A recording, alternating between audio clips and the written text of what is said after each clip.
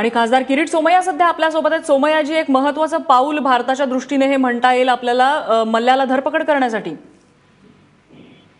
मोदी सरकारने हे स्पष्टच केलं होतं की जे मागच्या सरकारच्या वेळेला ज्या पद्धतीने अपारदर्शकरित्या पैशाची बँकांच्या पैशांची उधळपट्टी, मोठमोठ्या उद्योगपतींना कर्ज देणं आणि बँकांना कर्जबाजारी केलं होतं, एकेकाकडून प्रत्येकाकडून एक एक पैसा वसूल केला जाणार।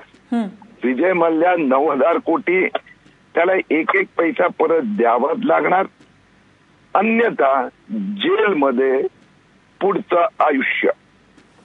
पण किरीट सोमय्या, आरोप भाजपवर सुद्धा होतोय की जरी हा भ्रष्टाचार काँग्रेसच्या काळात झाला असला तरीही भारतातून पळून जो गेलेला आहे विजय मल्ल्या तो भाजपच्या काळात गेलेला आहे। अप्रत्यक्षपणे भाजप सरकारनेच त्याला मदत तर केली नाहीये ना, अशी सुद्धा चर्चा मध्यंतरीच्या काळात सुरू होती।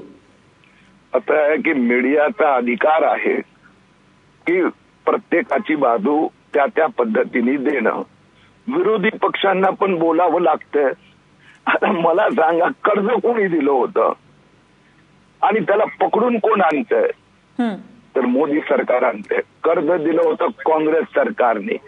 मुद्दा तो नाही आहे कोणी काय दिलं, जो पण कोणी गरिबांचा पैसा लुटणार त्याला सजा झाली पाहिजे, हा आमचा निर्धार आहे आणि त्याचा भाग म्हणून मल्ल्या भारतात आणला जाणार।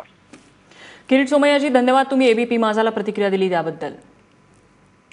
त्यामुळे विजय मल्ल्या आता ताब्यात घेतलेला आहे त्याला स्कॉटलंड यार्ड पोलिसांनी आणि भारतातर्फे एक पथक त्या ठिकाणी गेलेलं आहे। मात्र जसं उज्ज्वल निकम म्हणाले, ही प्रक्रिया थोडीशी क्लिष्ट आहे, अत्यंत काळजीपूर्वक हे प्रकरण हाताळावं लागेल। एक छोटासा ब्रेक घेऊया। या संदर्भातले प्रत्येक अपडेट्स तुम्ही abpmaza.in ला लॉग ऑन करून जाणून घेऊ शकता।